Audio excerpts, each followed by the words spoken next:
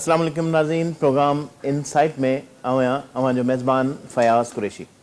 नाज़रीन, इनसाइट में मुख़्तलिफ़ करप्शन जी स्टोरियुनि सां गॾोगॾु जेका ऑडिट रिपोर्टूं ख़ासि तौर ते ऑडिटर जनरल ऑफ पाकिस्तान पारां सिंध में जेका करप्शन या बेज़ाब्तगी चऊं उन जे हवाले सां रिपोर्ट जारी कंदो आहे। ताज़ो जेका 2024-25 जी जेका रिपोर्ट असेंबली में ले कई वई आहे उन में मुख़्तलिफ़ जेके खाता आहिनि उन्हनि में अक़रबा परवरी, बेज़ाब्तगियूं या करप्शन जे हवाले सां निशानदेही कई वई आहे। इज़ाफ़ी रक़म जी अदायगी हुजे या खुदबुद हुजे या जेके मुख़्तलिफ़ ख़रीदारी जे मद में जेके रक़म ख़र्च कई वञे थी त उन जी ख़िलाफ़ ज़ाब्ता ख़रीदारी ते आङिरियूं खॼनि थियूं। पाकिस्तान पीपल्स पार्टी जे चेयरमैन पंहिंजे मंशूर में ऐलान कयो त सिंध जे अवाम खे हू 300 यूनिट ताईं जेका मुफ़्त बिजली जेका आहे उन जी फ़राहमी कंदो। त चेयरमैन पाकिस्तान पीपल्स पार्टी जो जेको इहो ऐलान आहे उन में ज़ाहिर सिंध जी करोड़नि में आबादी आहे, उन में ग़रीब तबिको तमामु घणो आहे ऐं उहो माण्हू जेको पीसजे थो, बिजली इस्तेमालु नथो करे सघे, त उन्हनि जे लाइ अहिड़ा क़िस्म जा जेके मनसूबा ऐं ॿिया ख़ासि तौर ते सोलर हुजे या विंड मिल हुजे या जेके फ्लोटिंग वारा मनसूबा हुजनि त उहे बि हिन में शामिल आहिनि। इहे समूरा जेके शोबा आहिनि उहो तवानाई खाते जे जेके मातहत आहिनि ऐं उन में तवानाई खाते में बि जेका रिपोर्ट जारी कई वई आहे तवानाई खाते जे हवाले सां ऑडिट खाते पारां, उन में जेका 48.5 अरब रुपयनि जी मजबूरी तरह सां बेज़ाब्तियुनि जो जेको इंकिशाफ़ जेको थियो आहे त उन में ख़रीदारी जी मद में रुगो 9 अरब 32 करोड़ बेज़ाब्ती कयूं आहिनि। सिहत, तालीम, इस्पताल, स्कूलूं उन्हनि में बि सोलर जा जेके मनसूबा आहिनि लॻाइण जे हवाले सां ॻाल्हि ॿोल कई ऐं इन मनसूबनि में अवाम खे सिधो सो फ़ाइदो ॾियणु ऐं हुकूमत जा जेके बिजली बिल आहिनि उहे घटाइण जे हवाले सां बि हिकमत अमली आहे। अरबें रुपया एस्को ऐं सेप्को खे सिंध हुकूमत अदा कंदी आहे, पर बदकिस्मती सां नतीजे में सिंध जे माण्हुनि खे बिजली बि न मिलंदी। 16 खां 18 कलाक ताईं लोड शेडिंग खे भोगणो पवंदो आहे। पर जॾहिं चेयरमैन पाकिस्तान पीपल्स पार्टी सोलर मनसूबे जो ऐलान कयो त माण्हुनि में इहा सराही थी त पाकिस्तान पीपल्स पार्टी जी क़यादत खेनि मुफ़्त में बिजली ॾींदी ऐं गर्मी में जेके माण्हू बिजली खां महरूम हुजनि था, पंखे खां महरूम हुजनि था, त उन्हनि खे उंदाहिनि खां महरूमी खां बचाइण जे लाइ बल्ब ऐं सोलर ते मिलंदड़ जेके पंखा हूंदा उन्हनि जी ज़िंदगी खे आसान बनाईंदा। इन हवाले सां असांजे reporter investigation cell GM Khokhar, GM पहिरीं त तव्हांखे भलीकार कयां थो। सोलर मनसूबे जे हवाले सां GM जेका रिपोर्ट जेका आहे उहा पंहिंजे इन्वेस्टिगेशन सेल जे लाइ तयारु कई आहे ऐं हीअ जेका ऑडिट रिपोर्ट आहे जंहिंमें इंट्रोडक्शन आहे जेको मजमूई तरह सां हिन जे हवाले सां आहे, जंहिंमें तवानाई खाते में जेका बेज़ाब्तियूं कई वञनि। GM छा रिपोर्ट आहे अॼु जेका तवानाई जे हवाले सां असां जेको अॼु फोकस कयूं था त तवानाई खाते में बि जेके बेज़ाब्तियूं थियूं आहिनि मजमूई तरह सां जहिड़ी तरह सां 48 अरब रुपयनि जो ज़िक्र कयो त छा कहिड़े मद में जेके खुदबुद कयो वियो आहे? लख कुर्ब फयाज़ साहब जी, बिल्कुलु असां इहो रिपोर्ट करे चुका आहियूं। हीअ रिपोर्ट आहे ऑडिट जनरल ऑफ पाकिस्तान जी ऐं हिन में जेके ख़र्च खे जेके डिपार्टमेंट आहिनि एनर्जी डिपार्टमेंट, उनजो असुलु एनर्जी डिपार्टमेंट जो मक़सदु हूंदो आहे तवानाई ऐं कोयले वारे स्कीमुनि ऐं इन्हनि जी वाध करणु ऐं उन्हनि खे तरक़ी वारे ॾियारणु। पर इन में असां ॾिठो आहे त जेको आहे एनर्जी जेको डिपार्टमेंट आहे उहो बिल्कुलु नाकाम पियो आहे। अने नाकामी जे पुठियां जेको आहे इन जो सिधी ॻाल्हि आहे त उहे कामोराशाही मुलवस आहिनि इन्हनि में, इन में अणसिधी तरह तौर ते हिनखे चई सघिजे थो। ॻाल्हि कयूं था हुकूमत आवाम जे लाइ मनसूबा आणे थी त उनखे कामयाबु बनाइण जा ज़िम्मेवार अमलदार आहिनि, नाकामी जा ज़िम्मेदार उहे ई आहिनि। जी फैज़ साहब, 8 रथाउन जेके आहिनि शोबा आहिनि उन्हनि में कुल जेके आहिनि 62 अरब 60 करोड़ 74 लख 47 हज़ार ते जेका ऑडिट वारनि जेका ऑडिट कई आहे माली साल 23-24 जी हिकिड़े साल जी बजट हिनखे चई सघिजे थो। कुल बजट जेका हुई डिपार्टमेंट जी उहा 51 अरब 46 करोड़ 41 लख रुपया। ऐं हैरत जहिड़ी ॻाल्हि इहा ई आहे त रिवाइज़ जेका इज़ाफ़ी वरिती वई आहे, यानी कि अॻु में असां ज़िक्र करे विया आहियूं त हुन में इज़ाफ़ी जेका रक़म वरिती वेंदी आहे उहो महांगाई खे ॾिसी करे वरिती वेंदी आहे। त यानी कि हीउ बल्ब जेको असांखे वठिणो आहे हीअ 20 रुपए जो आहे, हाणे वधियो 25 रुपया थियो आहे, त असांखे इज़ाफ़ी रक़म ॾिनी वञे। उन इज़ाफ़ी रक़म जी मद में 49 अरब 2 करोड़ 53 लख रुपया जेके आहिनि उन 62 ऐं 49 खे पाण जेकॾहिं जाइज़ो वठूं त 45-55 जो डिफरेंस अचे थो। जी फैसल 100 यानी कि 1 खरब थिए थो, 100 अरब रुपया थियनि था मिलाई 100% जेको बेज़ाब्तियुनि जी निशानदेही कई वई आहे। जी 100% जो बेज़ाब्तियुनि जो ऐं इन खां ॾिठो वञे त ख़र्च खां जेके रहिजी विया आहिनि इन मां हीअ ख़र्च ॾेखारिया आहिनि इन्हनि। ऐं हैरत जहिड़ी ॻाल्हि आहे त मूं ॾाढो पुछा कई माहिरनि खां ऐं तवाने वारे खाते जेके रिटायर मुलाज़िम आहिनि या जेके हाज़िर सर्विस त कोन था ॻाल्हाइनि असां सां, पर जेके रिटायर मुलाज़िम जेके रही चुका आहिनि या किथे ॿिए हंधि वेठा आहिनि, ॾाढी कोशिशि कई त इन सां ॻाल्हाइजे त हीअ जेका तव्हां इज़ाफ़ी फंड जेका तव्हां वठो पिया इज़ाफ़ी रक़म 49 अरब जेका वरिता आहिनि उहे किथे ख़र्च थिया आहिनि, त उनजी मालूमात मूंखे न मिली सघी चङी सिधी तौर ते। माना ख़तो जवाब ॾियण वारी ॻाल्हि। जी फैज़ साहब, हिन में 2 अरब 26 करोड़ 36 हज़ार रुपया जेके डिपार्टमेंट खां ख़र्च खां रहिजी विया आहिनि, यानी कि डिपार्टमेंट नाकाम थियो आहे ख़र्च करण में। माना इहे पैसा जेके आहिनि 26 करोड़ पिया आहिनि, इहे बिल्कुलु पिया आहिनि ऐं ख़र्च करण खां रहिजी विया। ऐं हैरत जहिड़ी ॻाल्हि आहे, ऑडिट अमलदारनि इहो निशानदी कई आहे त हीअ डिपार्टमेंट इहे पैसा वापसि बि न आहिनि कया, यानी कि हैरत जहिड़ी ॻाल्हि इहा ई आहे त हुनखे वापसि करणो हुयो पर वापसि न करे सघिया आहिनि। लेप्स थींदा, लेप्स थींदा, वापसि थी वेंदा आहिनि, इहे बिल्कुलु ईअं ई चई सघिजे थो। माना ख़र्च बि नाहे कयो ऐं सोलर जे हवाले सां प्लान जेको आहे आणण जे हवाले सां ॻाल्हियूं कयूं। अच्छा, जेका रिपोर्ट आहे उन में जेके 62 अरब 89 करोड़ 69 लख रुपयनि जो ख़र्च जेको ऑडिट कयो वियो आहे, मजमूई तरह सां 63% ताईं जेको तख़मीननि खे घटायो वियो आहे। जी जी फैज़ साहब, बिल्कुलु असीं हिन में ज़िक्र करे चुका आहियूं, बल्कि ऑडिट रिपोर्ट आहे ही 48 अरब 46 करोड़ 40 लख रुपया जो बेज़ाब्तियूं थियूं आहिनि मुख़्तलिफ़ मनसूबनि आहिनि। हिननि में सोलर प्रोजेक्ट आहे ऐं ट्यूबवेलनि में जेके सोलर ते हलाइणियूं हुयूं उहे आहिनि, ऐं सिहत जे शोबे मां लाॻापियल जेके आहिनि, यानी कि हॉस्पिटल्स नंढा नंढा उन्हनि खे सोलर ॾियणो हुयो। हाणे असीं हिते वाज़े कंदासीं पंहिंजे नाज़रीन खे त 2022 खां हिन टाइम ताईं जेके सोलर जूं क़ीमतूं हुन प्लेटनि जूं या सिस्टम जूं या उन्हनि जे औज़ारनि जूं उहे घटियूं हुन तमामु 2022 खां। 22 खां माना जी हा, 22 खां 24 ॿिनि सालनि जी हा। हिकिड़ी हिन दौरान डॉलर बि त स्टेबल रहियो आहे, 80 81 80 81 79 ॿ रुपयनि जो जेकॾहिं फ़र्क़ु पए थो त मुंहिंजे ख़्याल में एॾी वॾी जेका रिवीजन त न हुजणु खपे। जी फैज़ साहब, ॾिसो न, हीअ जेका सोलर प्लेट आहे न, इहा डॉलर सां न आहे, इहो मक़ामी सतह ते हिनखे तयारु कयो वञे थो ऐं चाइना मां अचे थो। चाइना में त अञा सस्ती पवंदी, उते त डॉलर न आहे। पाकिस्तान में बि त हाणे ठहनि थियूं न मुंहिंजे ख़्याल में। बिल्कुलु ठहनि थियूं ऐं अवेलेबल आहिनि। जेका 72 वोल्टेज जी जेका प्लेट हुई उहा हिन टाइम जेका आहे उहा उन टाइम ते मिलंदी हुई 2021-20 में महांगाई जे दौर में 6,500 रुपया, उहा हाणे मिले थी 3,200-3,300 रुपये में। अच्छा जी, एतिरो घटिजी वई आहे त ही इज़ाफ़ी रक़म जेका रिवीजन मथे वेंदो आहे ऐं हीउ डिक्रीज़ थियो आहे। जी, जो फैज़ साहब, ही हिकु इन डिपार्टमेंट जो हाल न आहे, तमामु डिपार्टमेंट जो इहो ई असरु आहे त ही जेका इज़ाफ़ी रक़म वरिती वञे थी उहा रक़म काॾे थी वञे, वॾो सुवाल इहो पैदा थो थिए। वठिजे त ठीकु आहे, ज़ाहिर पैसा वठिबा त ख़र्च थींदो न, ख़र्च करण जे लाइ पैसा वठिबा न, त पोइ इहे वठी ख़र्च बि न कनि ऐं पैसा लेप्स थी वञनि। इन में पाण इंट्रो में हिकिड़ो ज़िक्र कयोसीं त चेयरमैन पाकिस्तान पीपल्स पार्टी अवाम जे लाइ 300 यूनिट बिजली मुफ़्त आणण जे हवाले सां जेको प्लान ॾिनो, इन मां इहो साबित थिए थो त तवानाई खातो जेको पंहिंजे चेयरमैन जो जेको हुकुम आहे उन ते अमल करण में बि नाकाम वियो। जी बिल्कुलु, इन में 100% ई हिनखे चई सघिजे थो। ॾिसो न, हीअ चेयरमैन साहिबु मुंहिंजे ख़्याल में 2022-23 वारी बजट में इन ऐलान कयो हो त असीं ग़रीब गुरबे खे ॾींदासीं ऐं इहो हिकिड़ो साल त इन में प्लानिंग्स में 2024 जो जेको मंशूर हुयो 23 जे दौरान हुकूमत ख़त्म थी, निगरान सेटअप हलियो, अॻु में ई जेको ऐलान कयो हुयो। जी हाणे 22-23 बजट हिनखे चइजी, अगरि हुन में चइबो त चेयरमैन साहिबु हिन ऐलान कयो हो त ग़रीबनि खे सोलर ॾिना वञनि, मनसूबा ठाहिया वञनि, पर इन डिपार्टमेंट जेके आहिनि उन प्लानिंग्स में लॻा हिनखे हिकिड़ो साल पूरो त कंहिंखे केतिरो ॾियणो आहे, कहिड़े कैटेगरी में ॾियणो आहे, ऐं उहो बेनज़ीर इनकम सपोर्ट प्रोग्राम आहे, उन्हनि जे तहत शायदि हिनखे ॾियणा हुया। ऐं पर हैरत जहिड़ी ॻाल्हि आहे त ऑडिट रिपोर्ट आहे, ऑडिट रिपोर्ट जो ज़िक्र कंदासीं असां पंहिंजे तरफ़ां अगरि ॻाल्हाईंदासीं त पोइ त तमामु इहा अरबनि ख़रबनि में बजट वञी बीहे थी, ऐं एतिरो ई करप्शन इहो ज़ाहिर कयो वञे थो। असीं ऑडिट रिपोर्ट जो ज़िक्र कयूं था त लॻापियल जेके डिपार्टमेंट जे ख़र्च कया आहिनि, इन खां अलावा उहे 9 अरब 32 करोड़ खां मथे आहिनि जेके फंडनि में बेज़ाब्तियूं ज़ाहिर कयूं वियूं आहिनि, यानी कि इन जो रिकॉर्ड मुहैया न कयो वियो आहे। ख़रीदारी हुजे या किथे फंड मुहैया कयल हुजे या कंहिं ॻोठ खे बिजली ॾियणी हुजे या हॉस्पिटल खे सोलर लॻाइणा हुजनि, जॾहिं ऑडिट डिपार्टमेंट खां ख़र्च घुरिया त ही किथे आहिनि ख़र्च, त उहो ख़र्च ॾियण में डिपार्टमेंट बिल्कुलु नाकाम थी वियो आहे।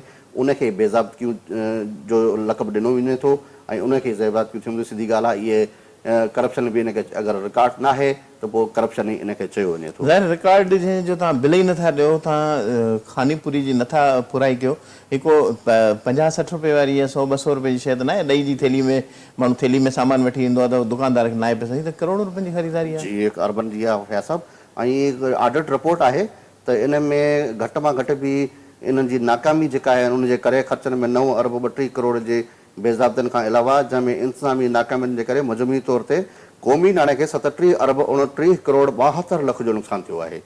ही क़ौमी नाणे खे नुक़सानु पहुचाइण वारी साइड त ई हाई चइबी त तव्हां हिकिड़ो फंड वरितो हिकिड़ी शइ जे नाले तां, उहे तव्हां ख़र्च न कया, उहे बेज़ातियुनि जे करप्शन जे वर चढ़ी विया त क़ौमी ख़ज़ाने खे एतिरो। हीअ क़ौमी ख़ज़ाने खे ख़र्चु ईअं थींदो आहे जीअं तव्हां ख़र्चु कयो, फंड तव्हां वरिता, टैक्स जी मद में हूंदा आहिनि, अलाए केतिरा टैक्स जेके आहिनि अदायगी न थी आहे। अच्छा, हा, इन खां अलावा जेके आहे माना डिडक्शन ऑफ टैक्स थिए थी, SRB वटि जमा नथी थिए। जी APR कंदो आहे मजमूई तौर ते, SRB SRB बि कंदो आहे। त उन्हनि में सिधी ॻाल्हि आहे, अगरि एतिरे तव्हां ॾिसो त 49 घटि में घटि 48 अरब हिन करप्शन थी आहे। इन करप्शन में त टैक्स जी कटौती थियणी घुरिजे न। उहे केॾां था वञनि, उहो रिकॉर्ड में नथो अचे। उहो रिकॉर्ड में नथो अचे। हिन वाज़े तौर ते चयो आहे त 37 अरब खां वधीक जेका आहे उहो क़ौमी नाणे खे नुक़सानु आहे। And Milky Way filing audit reports has been discussed by PSC. The status of discussion on audit paras requiring compliance of the PSC directives and subsequent compliance by the department is tabulated as follow. The overall companies by the department by 37.50%. जेको तव्हां ज़िक्र था कयो। जी बिल्कुलु ईअं ई आहे। ऐं इन खां अलावा फयाज़ साहब 27 अरब 98 करोड़ 13 लख रुपयनि जी वसूली उहा जेका नोट कई वई। रिपोर्ट में बिजली पैदा कंदड़ इदारनि खे 3 अरब 31 करोड़ खां मथे जेको आहे सब्सिडी जी मद में जेका आहे अदायगी थी आहे। इहा हैरत जहिड़ी ॻाल्हि आहे। तमामु सब्सिडी उन्हनि इदारनि खे छो ॾिजे? वफ़ाक़ी इदारनि खे सिंध हुकूमत छो थी सब्सिडी ॾे? हाणे मसइलो इहो ई आहे। हाणे कंहिंखे सब्सिडी ॾिनी वई आहे, कंहिंजे नाले ते आहे। उहो आहे Sindh new captive power plants, जंहिंखे 3 अरब 31 करोड़ 40 लख रुपया अदायगी जेका सब्सिडी जे मद में कई वई आहे। उन में Dadu energy, lucky cement, omni power, Shikarpur power limited ऐं फाटा पावर लिमिटेड खे उहा सब्सिडी पावर। हा, हाणे इहे जेके सीमेंट कंपनियूं माना जेके आहिनि इहे त प्राइवेट कंपनियूं, सरकारी त कोन्हे। इन्हनि खे सब्सिडी माना माल ख़रीदियो न आहे, पैसा तव्हांखे मुफ़्त में अचे, सखावत जो माल अचणा। इन्हनि खे बिजली पैदा करणी हुई। Captive power plant subsidy by bill जेको आहे उहो क्लास 20 जे हिसाब सां टैरिफ डिफरेंस इन में लिखियल आहे। Amount difference between the amount which the power producer would have been entitled to receive in respect of an invoice issues under the power purchase agreement according to the tariff agreed power purchase agreement prior to the tariff determination and the amount paid or payable by the power purchaser for the same invoice pursuant to the tariff determination. माना same जेके watcher आहिनि उन्हनि जे through.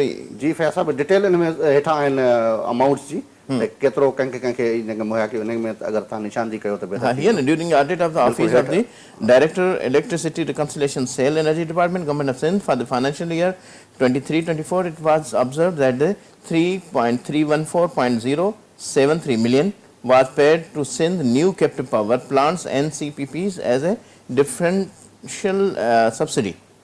जी माना subsidy तव्हां कीअं था ॾियो? बिजली इस्तेमालु हो था कनि, तव्हां सब्सिडी कीअं था ॾियो? सब्सिडी ॾिसो न, हाणे इहो त वफ़ाक़ जो कमु आहे न। इहे कंपनियूं भला जेकॾहिं आहिनि बिजली इस्तेमालु कनि थियूं त नेशनल ग्रिड में वञे थी न। जी उन में इहो आहे त सब्सिडी जी मद में हाणे ॾिसो न, इन में काफ़ी अहिड़ा इदारा आहिनि, अगरि इन्हनि जा नाला वरिता वञनि, किरदारनि जी ॻाल्हि कई वञे त पोइ त हीअ ॻाल्हि वञी अलाए किथे पहुचंदी। ठट्टा पावर पाण ज़िक्र कयूं त कंहिंजो आहे? हा, ओमनी वारा जो आहे, उनजो ज़िक्र थींदो रहियो आहे हमेशा मीडिया ते। हा, लकी सीमेंट कंहिंजो आहे, शिकारपुर पावर।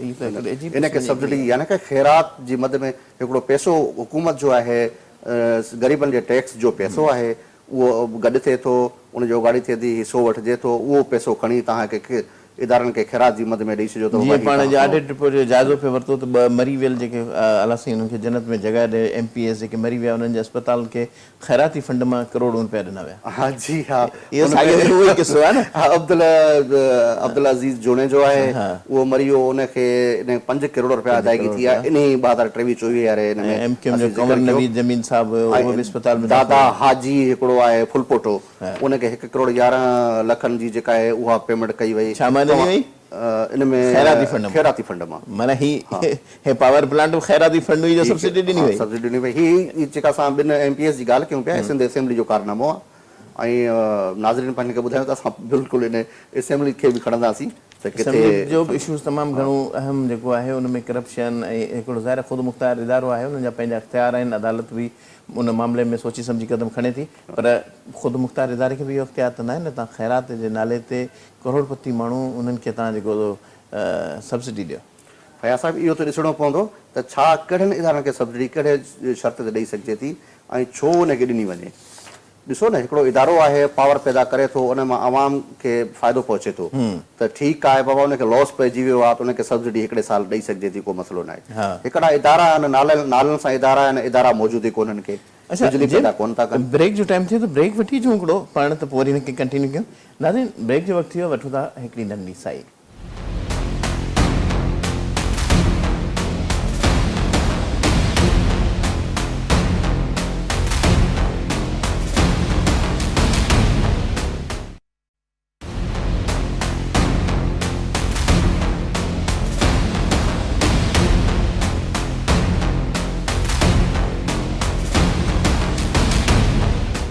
इनसाइड में ॿाहिरि भलीकार ॻाल्हि ॿोल कईसीं ते सिंध जो जेको तवानाई खातो आहे, सोलर जी मदद हुजे, फ्लोटिंग सोलर मनसूबो हुजे, या जेके कैप्टो पावर जेके प्रोजेक्ट आहिनि उन जे हवाले सां जेको उहो जेके जेका हिकमत अमली इख़्तियार कंदो हुजे, त उन बुनियाद ते जेको आहे उन इदारनि खे बि जेका सब्सिडी ॾिनी वञे। जीअं पाण सब्सिडी तां थोरो अॻिते निकिरी था अचूं त इहो त मुनासिबु न हुयो सब्सिडी ॾियणु। बहरहाल ग़रीब वीचारा ज़ाहिर इदारा आहिनि, बिजली पैदा कनि था। फयाज़ साहिब, बिल्कुलु ऑडिट रिपोर्ट जी ॻाल्हि कंदासीं त रिपोर्ट में बिजली जी निगरानी जी मसाहलत सेल जे डायरेक्टर MIS जी रिपोर्ट मुताबिक़ ज़ीरो लोड कनेक्शन लाइ हेस्को ऐं सेप्को खे 2 अरब 65 करोड़ जी अदायगी कई। ही ऑडिट रिपोर्ट जी हिकिड़ी अहम शक आहे ऐं इहा बग़ैर ॾिसो न त बग़ैर ज़ीरो लोडिंग जे, यानी कि हिकिड़ो लोड थियो ई कोन्हे, बिजली मुहैया थिए मौजूदु कोन्हे, को मीटर बीठा आहिनि, लाइन कटियल आहे। माना पाणी चऊं खाया पिया कुझु नहीं, भाई ने गिलास थोड़ा पैसे, भाई ने गिलास थोड़ा 2 अरब 65 करोड़ जी अदायगी थी वई। केरु कंहिंखां पुछण वारो कोन्हे को। इहा अदायगी हेस्को सेप्को खे थी वई आहे, जॾहिं त चौथीं माली साल जे इख़्तिताम ताईं 5 अरब 29 करोड़ 8 लख रुपया कुल मनसूबनि जी क़ीमत जो 20% ख़र्च थियण जे बावजूदु मनसूबे जे चइनि हिसनि मां कंहिंखे बि हथमी शिकल न ॾिनी वई। इन जो इनिक्शाफ थियो आहे। माना मनसूबा जेके आहिनि ख़तम ई न आहिनि थिया, ख़तम न आहिनि त उहो हलनि पिया सालनि खां। त इन जो ऑडिट रिपोर्ट जे अमलदारनि जो चवणु आहे त इन्हनि खे ॾिठो वञे त इहे मनसूबा छो हलंदड़ आहिनि, वराए इन्हनि में बजट जे कापियुनि में छो था अचनि, इन्हनि जी थोरी निगरानी कई वञे, इन खे पुछियो वञे त इन खे ख़तमु कयो वञे। सालनि खां 15 सालनि खां 20 सालनि खां हिकिड़ी स्कीम अचे पई, उहा वधे पई, क़ौमी ख़ज़ाने खे नुक़सानु आहे। सिधी ॻाल्हि आहे, आवाम जो नुक़सानु आहे, क़ौमी ख़ज़ाने खे नुक़सानु आहे त आवाम जो ख़ज़ानो, पर हिन खे केर बि को ॾिसणु चेक करणु बैलेंस करण वारो माण्हू कोन्हे को त ही स्कीमूं किथे पहुतल आहिनि, छो हलनि पियूं, फंड छो पिया रखिया वञनि वराए। इहो सख़्ती सां इन्हनि जी सिफारिश बि कई आहे ऐं इहो बि इन ऑडिट रिपोर्ट्स में मौजूदु आहे। माज़ी में हिकिड़ो किस्सो पाण ॿुधंदा हुआसीं, सिंध प्रोविंशियल बैंक, मुंहिंजे ख़्याल में हुनजी लाइफ खे 50 साल खां मथे थी विया, उहा बैंक बंदि थी वई। माना जहिड़ो कर बिज़नेस न आहे, सिंध प्रोविंशियल बैंक हूंदी, सिंध जी पुराणी बैंक हूंदी, ऐं उन जूं ऑफिसूं हर ज़िले में पोइ बि क़ाइमु हूंदियूं हुयूं, पटे वालो चौकीदार रखियलु हूंदो हुयो, को बिज़नेस न हूंदो हुयो। जॾहिं तव्हां उनखे हलायो नथा त उनखे कंहिं बैंक में ज़िम कयो, पर उन जा जेके मुलाज़िम जेके जीअर आहिनि तेसीं ताईं उहो इदारो हलंदो रहंदो। ऐं ऑडिट वारनि जो इहो ई हूंदो, पंहिंजो निशानदेही हूंदी आहे त तव्हां जेके इदारनि जो को खातो हले ई न पियो त तव्हां उनखे खामखा ज़िंदा छो रखियो वेठा आहियो। जी, हाणे सिंध बैंक जी इनखे क़ाइमु कई वई आहे त काफ़ी इदारनि खे इहो चयो वियो आहे त जेके पघारनि जी मद में तव्हां अचनि था या जेका बि स्कीम जी मद में रक़म अचे थी, उहा तव्हां सिंध बैंक में जमा कराईंदो, उतां वठंदो, उतां खणंदो, उतां टैक्स थींदो, ऐं सिंध बैंक जी कारकर्दगी तव्हांजे साम्हूं आहे, उहो किथे बीठल आहे। अच्छा, थोरो अचूं न, गुज़िरियल 2 सालनि दौरान डायरेक्टर तवानाई कराची तरफ़ां मुख़्तलिफ़ ज़िलनि जे तालीमी, सिहत ऐं पाणी जी स्कीमनि जी सहूलियत जे हवाले सां जेके सोलर सिस्टम जी इंस्टॉलेशन आहे, उन में 2 अरब 12 करोड़ रुपयनि जी जेका ठेकेदारनि खे न विया, उन्हनि में बेज़ाब्तगी जी निशानी कई वई।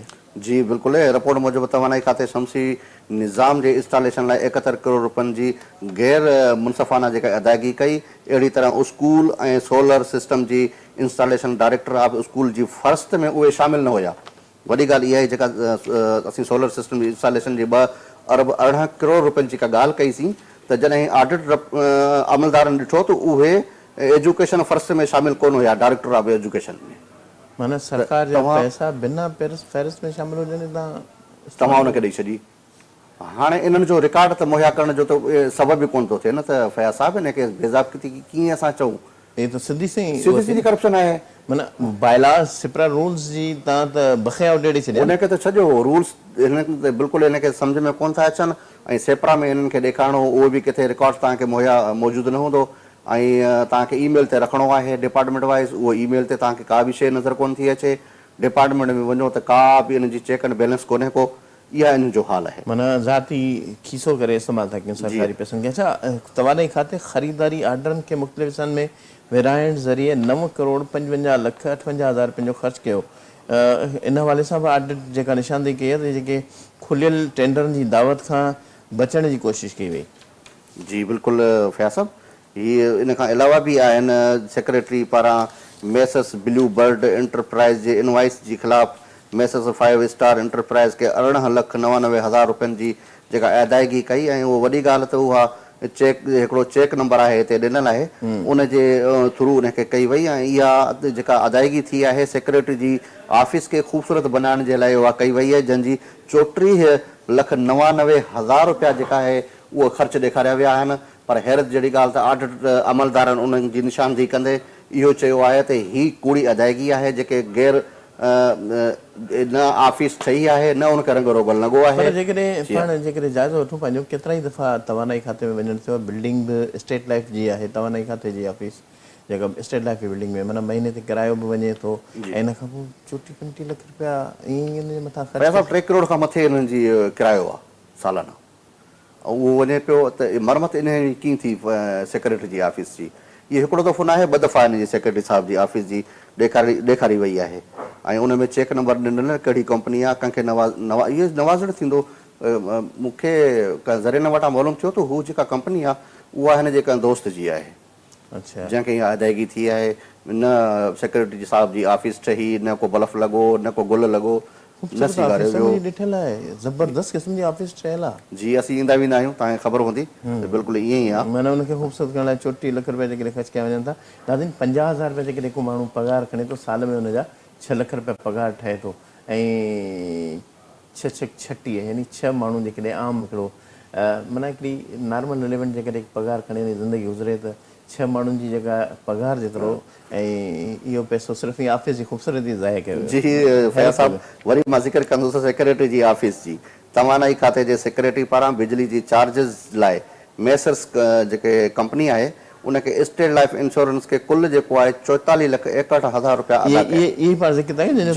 3 करोड़ जेका इनवाइस अप्रैल 2024 जे महीने लाइ 34 करोड़ 39,91,000 रुपयनि जे बिल जी रक़म ज़ाहिर करे थी, जॾहिं त अदायगी में कुल 4 अरब 11 करोड़ ऐं लॻभॻि 70 लख रुपयनि जी जेका आहियूं बकायूं शामिल कयूं वियूं। तव्हां हैरत खाईंदो त 4 अरब केॾी रक़म आहे, ऐं उन्हनि में उनखे बकायूं शामिल करे उनजी अदायगी कई वई आहे त हीअ फलाणे साल जी रहियल आहे, फलाणे साल जी रहियल आहे। उहा डिटेल्स में वञिबो त उनखे ख़बर पइजी वेंदी। रिन्यूएबल पावर प्राइवेट जेका कंपनी आहे उनखे बि 51 करोड़ रुपयनि जे कम जो ठीको न वियो आहे। जी इहे डायरेक्टर त तवानी जी दफ़्तर आहे, उनजे 51 करोड़ रुपयनि जी जेको कम जो ठीको सिंगल बेड जी बुनियाद ते मेसर्स रिन्यूएबल पावर मनमर्ज़ी आहे। सिर्फ़ु हिकु वेंडर पारां रेट ॾिना विया हुआ, पर मार्केट जे रेट जो को बि तजियो न कयो वियो त मार्केट रेट इन्हनि जो छा आहे, कीअं आहे। जेकॾहिं त मार्केट वैल्यू खे तव्हां न ॾिसंदो या हुनजी मालूमात न वठंदो त पोइ इज़ाफ़ी रक़म तव्हां छो था वठो। माना हीअ त बादशाह इख्तियार थिया न, हीअ त बादशाह खां बि चढ़ियल आहिनि। फयाज़ साहिब, इन खां अलावा जेको आहे सिंध सोलर एनर्जी प्रोजेक्ट आहे हिकिड़ो कंपोटेटर 3 हिन तहत सिर्फ़ु 322 घरनि जी सोलर होम सिस्टम फ़राहम कयो वियो आहे, जेको 2 लख घरनि जी जेका तव्हां ज़िक्र पिया कयो चेयरमैन बिलावल भुट्टो साहिब जो जेको मनसूबो हुयो, 2 लख घरनि जी हदफ़ जो सिर्फ़ु 0.163 यानी कि तमामु तव्हां 1% खां हेठि लही अचो हासिल थी। माना 1 रुपए में जेके 100 पैसा थींदा आहिनि, उहे 100 पैसनि मां तव्हां 84 पैसा कढी छॾियो, 16 पैसा जेको कमु थिए 16 पैसा इन कमु ज़ाहिर कयो वियो आहे। ऐं 32 करोड़ 2 लख रुपयनि जे ख़र्च बावजूदि ही वॾी हिकिड़ी नहायली साम्हूं आई आहे।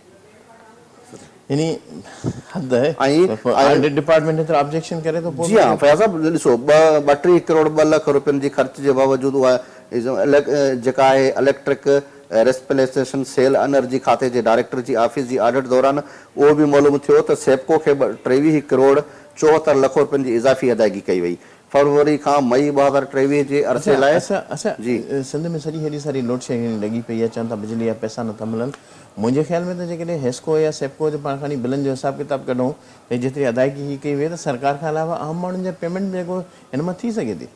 फयाज़ साहब, हिन खां अलावा तव्हां ज़िक्र बिल्कुलु ॿुधो हूंदो त असीं हिकिड़ी रिपोर्ट बि करे चुका आहियूं त सिंध सरकार जी जेको पावर कंपनियूं आहिनि, सिंध सरकार में मस्जिद, स्कूल ऐं सरकारी इमारतनि जी बिजली जी बिलनि जी मद में उहो फॾो थियो हो तमामु वॾी हद ते, ऐं उहो हल्को फुल्को न हुयो, उहो ख़रबनि में हो। सिंध गवर्नमेंट जो चवणो हो त तव्हां उन मीटर जा बि बिल हया आहिनि जिते मीटर लॻल आहिनि, ठीकु आहे, जिथे तव्हां उन स्कूलनि जा जेके आहिनि बिल लॻाया आहिनि जिथे न तव्हां जूं तारूं वियल आहिनि, न तव्हांजा मीटर लॻल न तार न इंतज़ार। जी हा, उनजे बावजूदि वापडा अमलदार में त ज़ुल्म था कनि अवाम सां न। तव्हां ॾिसो था त आउं मीटर जो बिल ॾियां थो, मुंहिंजे पाड़े में नथो ॾिए, उनजी सज़ा मूंखे थी मिले। माना इनखे ॾिसण जी बिल भरे भोॻियूं था न। जी हा, बिल्कुलु इनखे ॾिसण जी। अच्छा, बदइंसामी जी हद आहे न। जी फयाज़ साहब, फरवरी खां मई 2023 जे अरसे दौरान 369 स्ट्रीट लाइट्स जे मुक़ाबले में शुरूआती तौर ते 1 अरब 17 करोड़ 74 लख 66 हज़ार रुपयनि जी अदायगी कई वई, जंहिंमें 23 करोड़ 74 लख 14 हज़ार रुपयनि जी जेका आहे उहे शामिल हुआ। बाद में इंतज़ामिया साॻे अरसे लाइ स्ट्रीट लाइट रोडनि ते उंधाई लॻी पई हूंदी जी जी बाद में इंतज़ामिया साॻे अरसे जी अदायगी लाइ थींदड़ रक़म खे 1 अरब 33 करोड़ 46 लख 83 हज़ार तौर ते ॿीहर ॻणियो वियो ऐं फाइनेंस डिपार्टमेंट खे बाक़ी बकाया जारी करण जी दरख़्वास्त कई वई। माना तव्हां हैरत खाईंदो, पहिरीं ॾिनो 1 अरब 17 करोड़ रुपया, पोइ 1 अरब 33 करोड़ रुपया।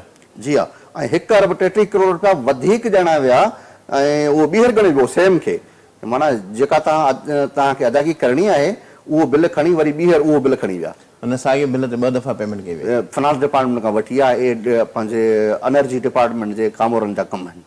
हिनखे जंहिं मां ज़ाहिर थिए थो त 94 करोड़ रुपया जेका आहे उहा अॻु में अदायगी थी, इन जी निशानदी कई वई आहे ऑडिट डिपार्टमेंट खां त 94 करोड़ रुपयनि जी जेका आहे इज़ाफ़ी अदायगी कई वई, अॻु ई अदायगी कई वई हुई। जंहिं मां ज़ाहिर थिए थो अहिड़ी तरह सेप्को खे 39 करोड़ 47 लख रुपयनि जी इज़ाफ़ी अदायगी कई वई, जंहिंजे नतीजे में 1 अरब 57 करोड़ 20 लख रुपयनि जी मजमूई अदायगी कई वई, जंहिंजे नतीजे में 23 करोड़ 74 लख रुपयनि जी जेका वधीक इज़ाफ़ी अदायगी साम्हूं आई आहे।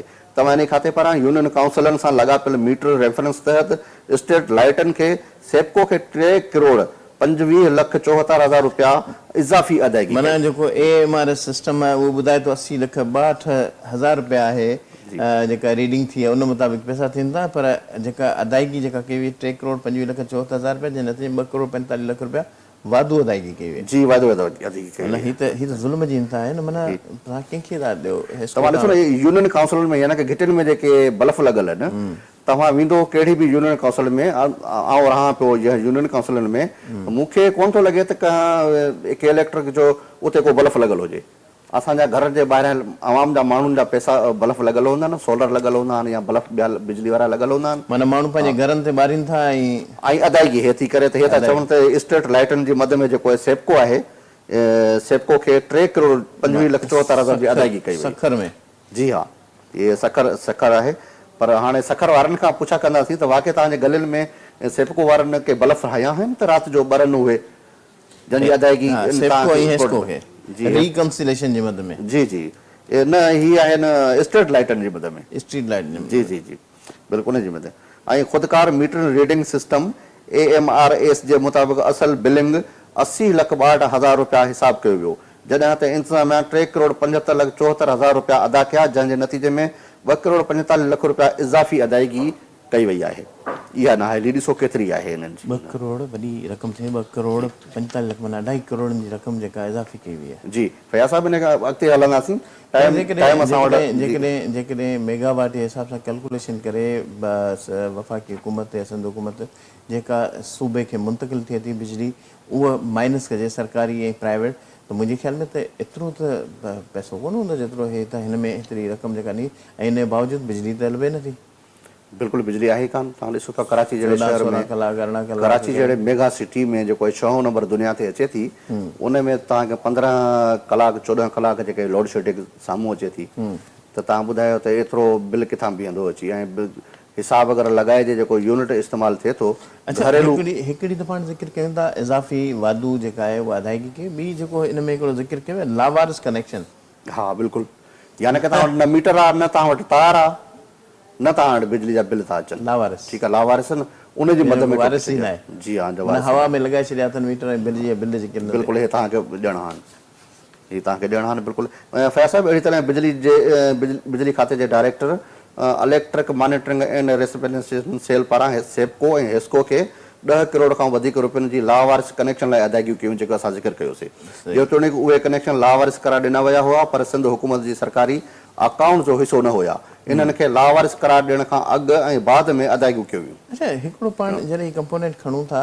पब्लिक अकाउंट कमेटी हुजे या अहिड़ी तरह जी ऑडिट रिपोर्ट हुजे सिंध जी जेका मीडिया जेका हिकिड़ी वाइब्रेंट आहे ऐं काफ़ी शयूं खणी थी अचे ख़ैबर पख्तूनख्वा वारा एॾा होशियार आहिनि बिल पंहिंजा पूरा ॾेई था अचनि पंजाब वारा बि ॾाढा होशियार आहिनि उन्हनि जा बिल पूरा अचनि था ऑडिट रिपोर्ट उतां जे साफ़ छो नथा ॾियनि असां वटि त वाइब्रेंट मीडिया आहे हेॾी सभु शयूं साम्हूं था आणियूं असां बि इहो त बिल्कुलु असांजी सिंध जी मीडिया जेका आहे उहा थोरी इन में असां करप्शन ॾेखारियूं था जिते जिते करप्शन थिए थी हाणे इहो ऐं पाण हैरान आहियां त उते वाक़ई करप्शन छो नथी थिए अगरि आहे त या त वरी माण्हू ईमानदार आहिनि त बिल अदा कनि था ईमानदार आहिनि ऐं हुते या त पोइ उन्हनि खे बिजली सस्ती थी मिले सिधी ॻाल्हि आहे ज़ाहिर कोन थो थिए पब्लिक अकाउंट्स कमेटी हुते मौजूदु आहे पर उहे मीटिंगूं बि थींदियूं हूंदियूं हाणे रिपोर्ट थियनि थियूं उहे असांजे साम्हूं नथियूं अचनि आवाम जे साम्हूं नथियूं अचनि त यानी की ईमानदार आहिनि अच्छा प्रोग्राम जो वक़्तु सफ़ा हाणे थोरो थी वियो जीअं पाण कंक्लूड कयूं हुनखे जी फैज़ साहिबु आख़िरी हलंदासीं सिंध कोल अथॉरिटी कराची जे डायरेक्टर सिंध जनरल पारां टेंडर तलब करण खां सवाइ मुख़्तलिफ़ ख़रीदारियुनि ते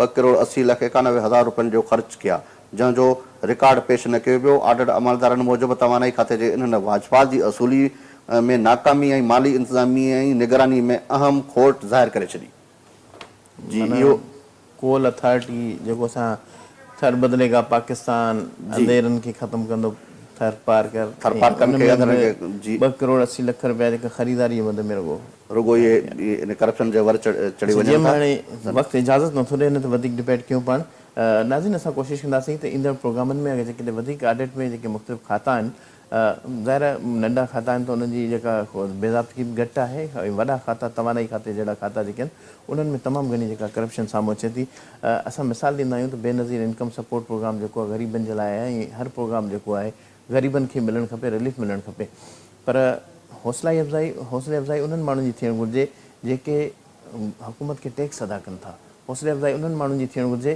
जेके निज़ाम कार वहिंवार हलाइण जे हवाले सां हुकूमत जा मददगार बणिजनि था पर बदक़िस्मती इहा आहे जो हुकूमत या जेका बि पॉलिसी हुजे थी उन ते अमल इन अंदाज़ सां कयो थो वञे त हे जेके माण्हू मुस्तहिक आहिनि जंहिंजी आमदनी गुरबत खां हेठि वारी आहे असां उन्हनि खे डिनाए नथा कयूं बिल्कुलु उन्हनि खे मिलणु खपे पर रिलीफ जेको आहे तव्हां ॾियण वारे खे ॾींदव त तव्हांखे वधीक हू मोटाए ॾींदो उनजे लाइ बि हिकिड़ो प्लान हुजणु घुरिजे बेनज़ीर इनकम सपोर्ट प्रोग्राम ॾाढो सुठो प्रोग्राम आहे उन ते एतिराज़ न आहे बल्कि मुंहिंजे ख़्याल में त उनखे जेकॾहिं तब्दील कजे उन प्रोग्राम खे हाणे तब्दील थियणु घुरिजे 16-17 साल थी विया आहिनि बेनज़ीर इनकम सपोर्ट जे बजाए उनखे जेकॾहिं बेनज़ीर रोज़गार जेको तरक़ी जो प्रोग्राम नालो ॾिजे उन जाइ ते जेकॾहिं तव्हां 10,000-15,000 प्रोग्राम में ॾियो था माण्हुनि खे 2 महीने 3 महीने त उन जाइ ते जेकॾहिं यकमुश्त तव्हां साल ॾेढ जे अंदरि हिकिड़े माण्हू जी किस्त ठाहियो उनजी मदद कयो त हू पंहिंजे पेरनि ते त बीहे न हीअ त आदि माण्हू माना असां चवंदा असां औरतुनि खे ख़ुदि मुख़्तार कयो आहे तनक़ीद थींदी आहे त ख़ुदि मुख़्तार न